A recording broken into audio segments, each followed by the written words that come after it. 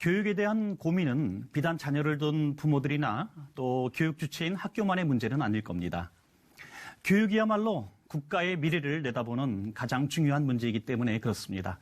오늘 이슈를 보는 창에서는 자유학교법 입법청원 운동을 벌이고 있는 김재헌 목사님 모시고 자세한 말씀 들어보도록 하겠습니다. 목사님 안녕하십니까? 네, 안녕하십니까? 네, 목사님. 가정의 미래를 생각해도 또 국가의 미래를 생각해도 교육 문제만큼 심각하고 또 중요한 문제가 없다고 그렇게 봅니다.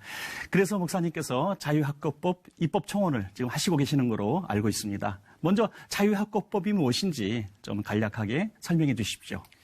지금까지 한 20여 년 대안교육이 시작이 되었고 교회들도 대안교육을 하고 있는데 대안교육은 주로 공교육에서 이탈한 학생이나 부적응 학생 중심으로 했다면 저희들이 벌이고 있는 자유학교 운동은 미래를 위해서 좀 창의적인 학생들을 좀 길러내야 되고 또 삶의 방식을 가르치는 그런 학교를 좀 했으면 좋겠다는 취지에서 지금 자유학교 입법청원 운동을 시작을 했습니다. 대안학교, 홈스쿨링 한다 하면은 학교에서 무조건 문제야, 적응 못하는 아이들 이렇게 했던 것 같은데 최근 들어서 많이 인식이 변했다고요? 네, 그럼요. 미국 같은 경우도 204만 명 정도가 대안에서 또는 홈스쿨링을 받고 있습니다. 약 5% 정도에 되는 인원들인데요. 우리나라 같은 경우는 조사를 해보니까 0.5%밖에 되지를 않습니다. 네. 하지만 저 같은 경우도 자녀들을 홈스쿨링을 통해서 잘 키웠기 때문에 얼마든지 홈스쿨링이나 이런 대안 교육을 통해서도 우리 자녀들을 잘 키울 수 있다고 저는 확신을 합니다. 이렇게 실제적인 교육 환경은 급변하는 것 같은데 교육 주체인 국가는 따라오지 못하는 거 있다 이렇게 보시는 것 같습니다. 그래서 이번에 자유학교법 입법 청원을 하시게 되었는데요. 자유학교법에 입법 청원하시게 된 그 내용을 좀 설명해 주십시오. 이런 말이 있습니다. 현재 전 세계적으로 공통적인 문제가 뭐냐면 지금 학교라는 제도를 이렇게 표현을 해요. 19세기 교실에서 네. 20세기 선생님들이 21세기에 살아갈 아이들을 가르치고 있다. 네네. 다시 말해서 이 공교육이라는 제도가 생긴 것은 길어야 200년입니다. 그러니까 200년 전에 이렇게 갑자기 산업사회가 되면서 늘어나는 아동들을 대량으로 교육하기 위해서 생긴 게 공교육인데 그러면 이 공교육이란 제도가 생기기 전에 인류 사회에 교육이 없었느냐? 아니거든요.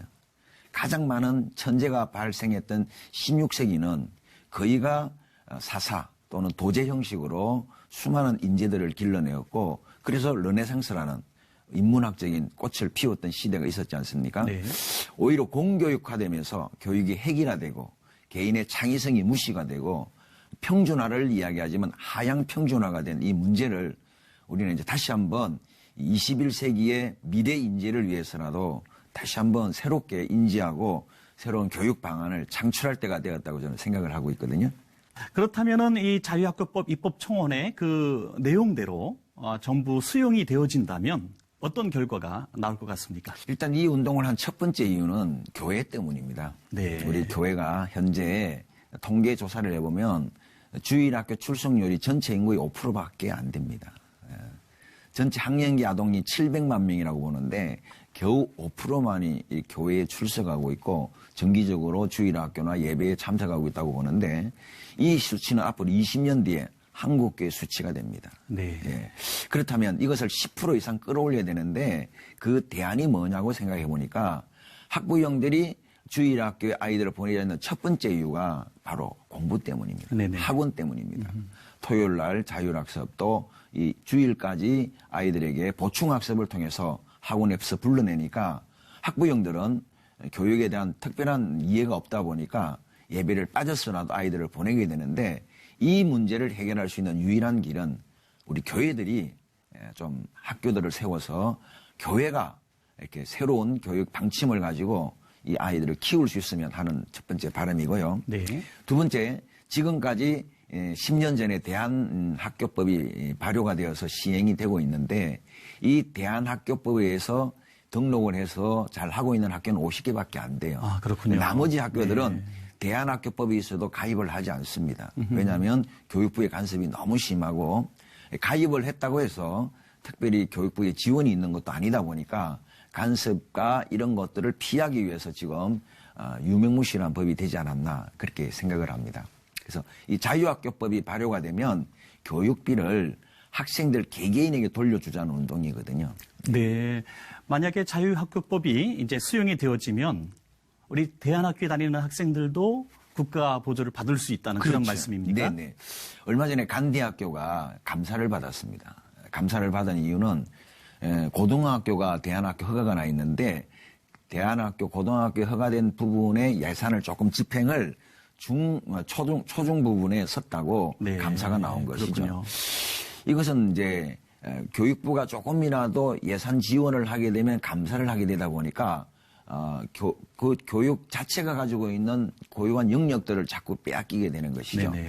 그렇다면 어떻게 하면 되느냐?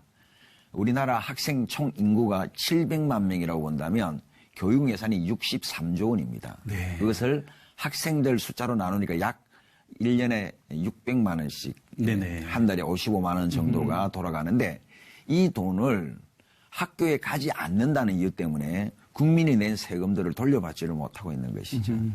그래서 이것을 어떤 교육기관에 주라는 것이 아니라 바우처 형태로 학생들 개개인에게 주게 되면 약 35만 명의 아이들이 지금 학교 바깥에서 돌아다니고 있습니다. 이 아이들에게 만약에 매월 55만 원 정도를 지원하게 되면 본인이 뭐 금중고시를 준비하든 뭐 대안학교를 가든 홈스쿨링을 하든 아니면 유학을 가든지 간에 우리나라 국민이니까 특히 우리나라 같은 경우는 다음 세대 아이들이 없어서 출산율 때문에 고민인데 이 좋은 인재가 35만 명이 매년 이 방출이 되는 이 아이들에게라도 교육을 할 수 있는 기회를 제공한다면 이 아이들은 분명히 새로운 미래 인재로서 육성을 받을 수 있지 않을까 그렇게 생각을 합니다. 자유학교법 입법을 청원하고 계신데 입법 활동을 하려고 한다면 저기 서명이 좀 있어야 된다고 들었습니다. 지금 어느 정도 진전되었습니까? 지금 이제 올해 특별히 시작하게 된 이유가 자유학기제가 실시가 됐어요. 자유학기제는 지난 4년간 41개 학교에서 이렇게 시범적으로 도시, 농어촌을 위시해서 41개 학교를 샘플로 해봤더니 한 학기를 중학교 2학년 때 쉬었던 학교와 그렇지 않은 수많은 학교들을 비교를 해봤더니 점수가 6점이 차이가 나는 거예요. 네. 공부를 안 시켰는데 그 미래에 대한 진로의 고민만 시켰는데도 아이들이 6점이 올라갔다는 얘기죠. 이와 마찬가지로 우리 아이들에게 이 자유학기제라는 개념이 올해부터 이해가 됐다면 자유학기제는 자유학교라는 개념에서 나왔습니다. 네, 즉 공부를 가르치는 학교가 아니라 삶을 이해시키고 삶의 방식을 이해시키면 아이들은 공부를 스스로 한다는 거죠. 흔히 말하는 두뇌 엔진이 움직이도록 만들어야 되는데 그것은 본인이 해야 되는 것인데 지금 다들 부모들이 하고 있다는 것이죠. 네네. 한국교회 지금 화두가 다음 세대 아니겠습니까? 네네네. 다음 세대가 없는 한국교회 미래가 역시 없을 텐데요. 그렇다고 한다면은 이 목사님이 하시는 이런 귀한 사역이 한국교회와 협력돼야 될 텐데 어떤 부분에서 협력을 좀 구하고 계십니까? 예, 앞에 질문하신 것처럼 약 300만 명 정도의 서명을 얻어야 된다고 저는 생각을 합니다. 네. 물론 입법 청원의 숫자의 제한은 없지만 어쨌든 국회의원 10분이 이렇게 도와주셔야 이게 상정이 되고 상임위에서 상정이 되어서 본회의에 올라가서 통과가 돼야 되는데 그 올라갈 수 있는 저희들의 숫자는 300만이라고 보는 것이죠. 왜냐하면 이 300만 정도가 이것을 원한다고 서명을 받아내어야 정치권이 움직이거든요. 아시다시피 네네. 최근에도 뭐 교육부에 어떤 사건이 있었던 것처럼 교육부는 굉장히 좀 근위적이고 또 관료적이잖아요. 이런 조직들과 또 국회의원들의 마음까지 움직이려면 저희들은 300만 명 정도는 서명을 받아야 되지 않을까 싶은데 지금 현재 13,000명 정도 받았습니다. 그렇군요. 그리고 연말까지 10만 명을 예상하고 있고요. 10만 명을 받게 되면 제가 이제 교단장 어른들을 좀 찾아뵙고 교단 차원에서 이걸 좀 이슈화해달라고 부탁할 그런 생각을 갖고 있습니다. 네. 지금 말씀을 나누다 보니 정말 우리 목사님 하시는 일들이 정말 개개인이나 또 어느 특별한 단체가 하는 것이 아니라 한국 교육의 정말 미래를 이렇게 염려하시는 그런 느낌을 받았습니다. 그리고 또 한국 교회의 미래에도 굉장히 영향력이 있다고 봅니다. 부디 하시는 모든 사역이 정말 좋은 성과가 있기를 기도해 보겠습니다. 정말 감사합니다. 네, 감사합니다. 학교를 사립할 수 있도록 그렇게 묶어놓은 거죠. 네, 그러다 보니까 많은 뜻 있는 분들이 이 교회나 또 일반 어른들 중에서 학교를 설립하고 싶어도 학교를 설립할 수 있는 길이 최소한 30억이 없으면 학교를 설립할 수 없는 그런 제도적인 제약을 김영삼 정부 때에 깨뜨려 주었습니다. 그게 뭐냐면 대안학교법입니다.